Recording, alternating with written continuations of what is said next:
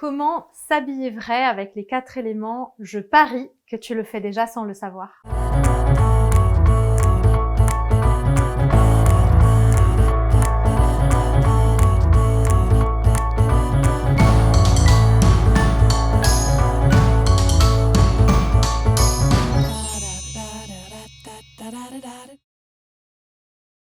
S'habiller avec les 4 éléments, comment c'est possible puisqu'il s'agit de la nature, de matière organique?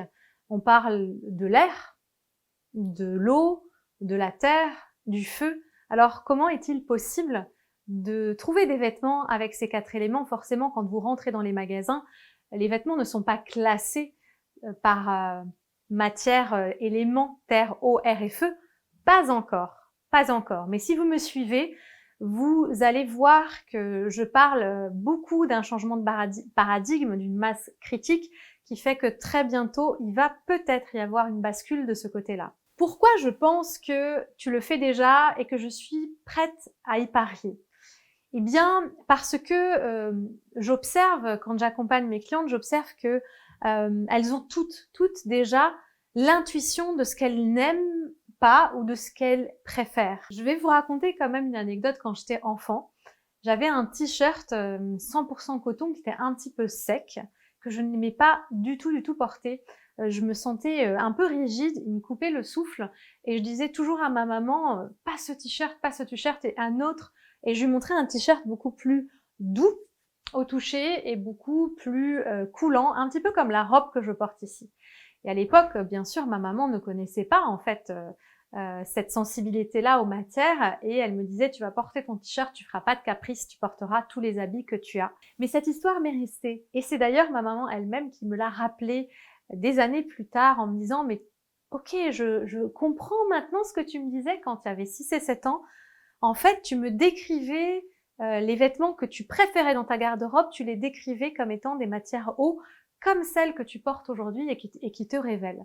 Donc ces matières-là, on en a déjà l'intuition, mais on n'a pas mis les mots dessus. Donc avant de vous donner un exercice que vous allez pouvoir mettre en application tout de suite pour pouvoir affiner un petit peu les matières que vous préférez, eh bien laissez-moi vous présenter un petit peu ces 4 éléments, de quoi on cause. En fait, on s'est rendu compte que chaque corps humain avait les mêmes tissages qu'un textile. Et quand je porte en fait des textiles qui reprennent la même composition, le même rythme que mon corps, il se passait quelque chose qui me révélait. C'est de la même manière que les personnes, moi je suis haut, donc j'ai un corps plutôt souple, dense, mais très souple. Et quand je porte des vêtements denses, lourds, mais très souples, je me sens beaucoup plus en lien avec les autres. Et il se passe la même chose pour les gens qui sont terre, air, feu. Ça va parler de la manière dont est composé le corps, mais aussi de nos émotions, puisque la manière de nous mouvoir dans l'espace est sous-tendue par notre manière de nous émouvoir. Ça parle de notre fonctionnement émotionnel, mais ça parle aussi donc de notre manière d'être au monde, notre rythme, nos besoins et notre manière de réagir, notre manière de réaliser des choses, des projets. Par exemple, moi qui suis haut, j'ai besoin d'énormément de temps pour réaliser les choses, j'ai besoin de beaucoup de temps de contemplation. Ma phase de contemplation, elle est très longue avant de passer à l'action. A contrario, d'autres personnes qui sont feu, par exemple, ne vont pas comprendre tout ce temps que moi je peux mettre, et elles vont avoir besoin de passer à l'action rapidement, sinon elles s'essoufflent, elles passent à autre chose, elles ont envie il y a une autre flamme en fait, elles s'enflamment et puis après il y a autre chose qui les attire. Et donc au niveau des vêtements, comment ça se traduit? Ben, il y a une autre vidéo qui s'intitule tout ce qu'on ne vous a jamais dit sur les matières qui vous vont, où j'explique en fait plus en détail quelle est la composition de ces 4 éléments. Mais dans cette vidéo, ce qui m'intéresse, c'est d'abord de vous sensibiliser, vous, à l'existence des 4 éléments. Et donc, ces 4 éléments, on les a tous à l'intérieur de soi, sinon la vie n'existerait pas, ni sur Terre, ni dans notre corps, ni dans notre chair. Donc, on est tous constitués des 4 éléments. Mais on n'est pas composés de la même manière. On n'a pas la même composition des 4 éléments dans notre corps. Donc ce qui va faire la différence, c'est cette composition, c'est cet élément dominant. On me demande toujours, est-ce qu'on peut avoir plusieurs éléments? On a les 4, mais il n'y en a qu'un seul, et qu'un seul qu'on voit clairement à l'extérieur dans notre manière d'être et de fonctionner. C'est vraiment comme si Dieu, s'il existe, avec sa main, avait pris une poignée d'un endroit où il y avait plus de ciel et il vous avait créé. Vous êtes plutôt air. Ou alors il a pris avec sa main une poignée où il y avait plus de feu et ça a fait de vous un corps avec une dominante feu.